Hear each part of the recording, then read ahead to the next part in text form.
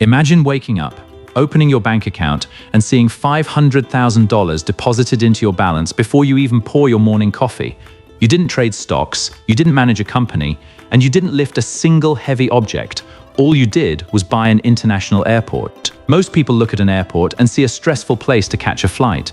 But when you have billions of dollars in your account, you see something entirely different, a multi-billion-dollar legal monopoly over tens of thousands of human beings every single day. Right now, inside your main terminal, there are 20,000 people trapped behind security. They cannot leave the building. They cannot go to a cheaper store down the street. And every single time they get thirsty, hungry, bored, or anxious, they have no choice but to hand you their money.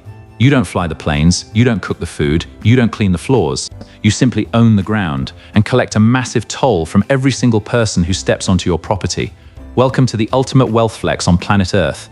Here is how you turn your money into an empire that prints cash while you sleep. Your wealth engine turns on long before a passenger even steps inside your building. It starts out on the runway. If a multi-billion-dollar airline wants to land their $200 million jet on your property, they don't get to negotiate with you. The exact millisecond their massive rubber tires touch your concrete pavement, a mandatory fee is triggered.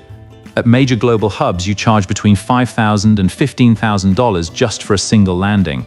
If your airport handles 500 flights a day, that is up to $3.5 million in pure runway tolls flowing directly into your accounts every 24 hours automatically. And what happens if that airline wants to park their jet at your terminal gate overnight? You turn on the parking meter and charge them thousands of dollars an hour just to sit on your concrete slab. You haven't even sold a single cup of coffee or a single bottle of water yet, and you have already collected millions of dollars from some of the biggest corporations in the world. Now, let's talk about how you monetize the humans inside your building. Once passengers pass through security, they enter what your executive team calls the golden hour.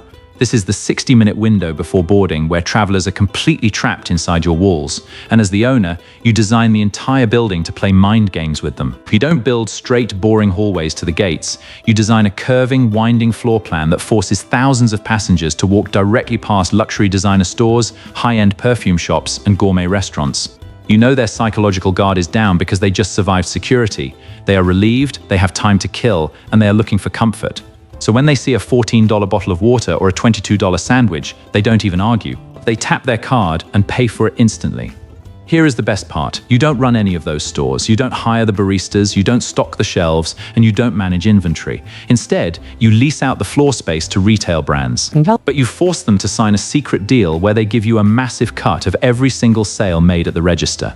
If a coffee shop inside your terminal sells $10,000 worth of lattes today, thousands of those dollars go straight into your bank account without you ever touching a single coffee bean. You own the trap, and the retailers pay you for the right to feed the humans inside it. If you think the real money is just in coffee and retail, you are missing the most insane cash generator on your entire plot of land: the parking garage. Airport parking is one of the highest margin, lowest effort businesses on planet Earth. Think about what you actually built here. You took a flat piece of dirt, poured concrete over it, painted some white lines, and installed an automated gate at the entrance. You have virtually zero operating costs, zero inventory to buy, and almost no employees to manage. Yet you charge travelers $50, $70, or even $100 a day just to leave their car sitting in a concrete box while they are away on vacation. When you have 15,000 parking spots running full capacity year-round, your parking garage alone generates hundreds of millions of dollars a year in pure, effortless cash flow.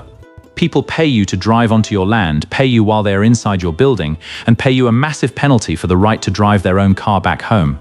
As your airport grows bigger and more famous, your capacity becomes extremely limited. You only have a set number of 15-minute time windows where planes can land on your runway each day.